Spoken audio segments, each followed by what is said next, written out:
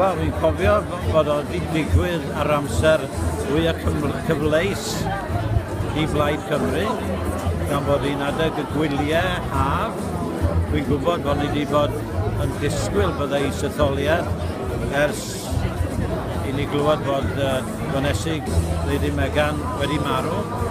a bod ni wedi paratoi'n cynlluniau, ond mi ddath yr isetholiad yn gynt nag oeddwn ni wedi meddwl, ond o'n i'n paratoi gyda llenyddiaeth gwych gan Ysbryd Falcelis a di archebu hysbysebion mawr, hoardings mawr a gwneud cyfres o pamffledi a sylwenni wedi paratoi'r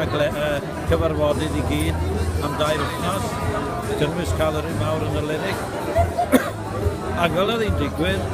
mi oedd o'n isetholiad a pawb o'r blaid yn gallu dod lawr o bob rhan o Gymru i helpu efo'r canfasio a cynnal cyfarfodydd. Felly mi oedd Gwynfor yn rhydd o alwadau eraill i roed i sylw i gyd i Sir Gaerfyrddin.